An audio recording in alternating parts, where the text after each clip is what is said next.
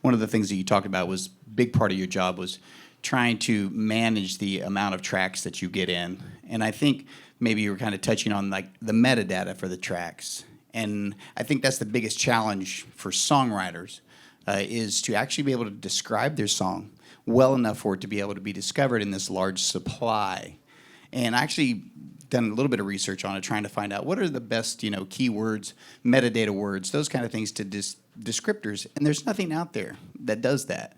Nothing helps you describe your song. And I don't know if there's any artificial intelligence kind of technology like that. But that's something that's a big challenge, I think, for any creative, is to actually describe their song well enough for it to get noticed in that large supply. And I just kind of wanted your opinion on it. It is. It is difficult to sometimes be subjective about your own work as well, and look at sort of emotions and go, well, it's that, but choosing 5 may not be as. We do see instances where there is too much, or trying to game sort of the system where you're putting in the incorrect genre, hoping that it appears in a search that doesn't benefit anyone, but. The way we mitigate against that difficulty is that we do have what we call our own admin-created metadata, which is our own staff looking at tracks, listing, interpreting, applying those keywords. And we're using AI, as I mentioned before, as a third layer. So we have the user-generated data, we have the administration-created data, and the AI data. But there's no easy solution to creating metadata that I'm aware of other than using AI, and there are some products out there that create it automatically, I believe. Okay, very good.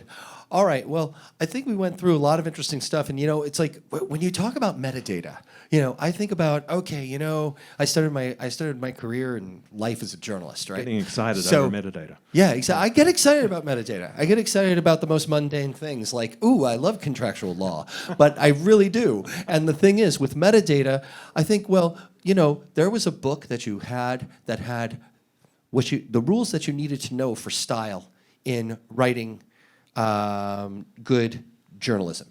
And you had rules that you would go by, right? But for metadata, I was thinking while we were talking about it, like, maybe it'd be a good idea to put something together like that. And in theory, it seems that way, but the disconnect is always going to be subjectivity.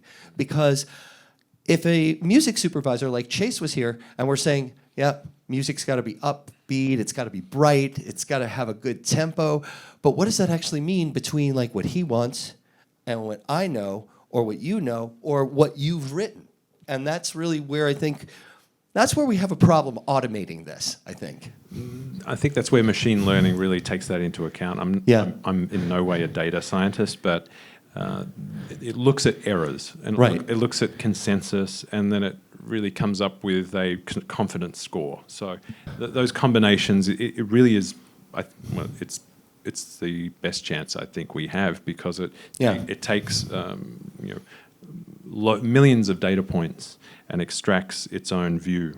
And as long as the input is there's generally sufficient correct input, or what is correct is the subjective part. Exactly. And I think there are things we can do, is certainly what we're looking at, is the feedback from the buyer audience. So do you agree with this? And putting tools in that can then go back and teach the machine more. And with that kind of positive feedback, it may come down to that each buyer may have its own, or his or her own interpretation of what that is. So you start to learn the buyer's habits. Going back to your earlier question about how do you make it better for them, there may be a solution there. I think you're right, but it's still early days in terms of the machine learning to be able to interpret that with accuracy. Yeah, 100%.